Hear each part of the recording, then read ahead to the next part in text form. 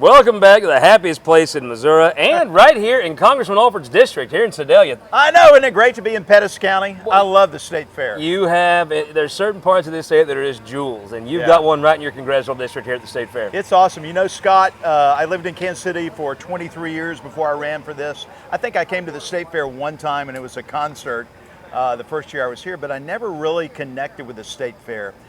This is now my third time here. I came after I won the primary 2 years ago, and I love coming here. And it's not just for the food, not for the beer tent.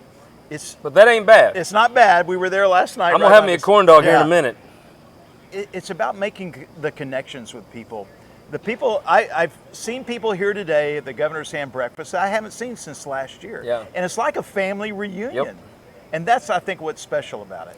So I love the fact, I notice your staff is here, and some of them from Washington. Yes. It's just gotta make a difference in how you can represent the folks from here when you come out here during this work period and you actually get to see the folks you're representing. That was my intent. I wanted to invest in their travel to our district, and we do that a lot. We bring our staff down here all the time. I have 9 people working in DC and 9 here in the district. And of course the district staff, they're from here, they know people. But it's so important to bring the congressional staff down here so they can get a feel for our district, so they can travel the back roads that we have done, and they see the beauty of God's creation in the 4th Congressional District. So tell me about the national mood. You know, it felt like the president was on course to a big win. Yeah. You can't. There's some things you can't tell by Pettis County, which is how popular Trump is. He's going to do very well here, regardless. Right. What are you hearing from your colleagues around the country? How is the president doing, or the former president doing? I still call him President Trump, but that's okay. Matter of respect, and I still call President Obama.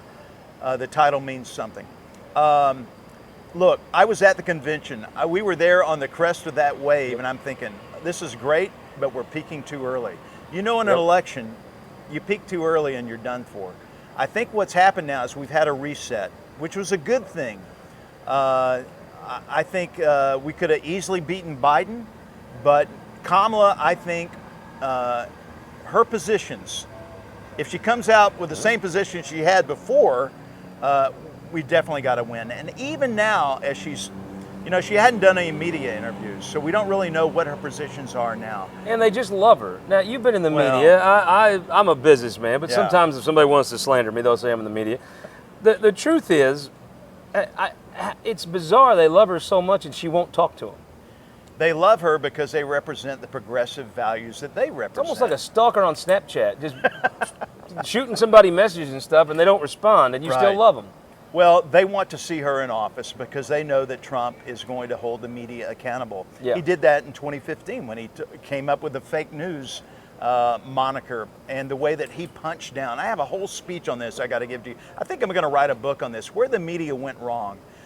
The media needs to get back, true journalists need to get back to the job of doing journalism in America. And that's not taking sides. We all have biases. You need to recognize those biases and deal with them, but just talk about what is the truth. The truth is the only thing that matters. And journalists, I think, have a fiduciary relationship and responsibility to their clients that they serve. I did this at Fox 4. Their customers. Your customers. And you've got to tell the truth no matter what happens. But the problem was Trump punched back.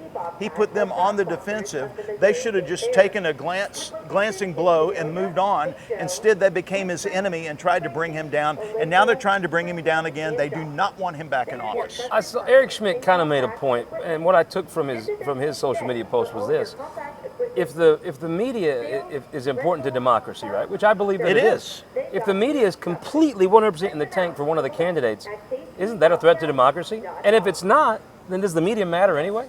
Well, I want to back off of that just a bit, and I love Eric, but I think using the term threat to democracy is almost like using playing the race card, in that it is so inflammatory. I remember, because I wouldn't sit down with a Kansas City Star editorial board 2 or 3 years ago. Bless your heart. They called me a threat to democracy. I'm like, I just didn't talk to you. How's that a threat to democracy? I think we overuse that.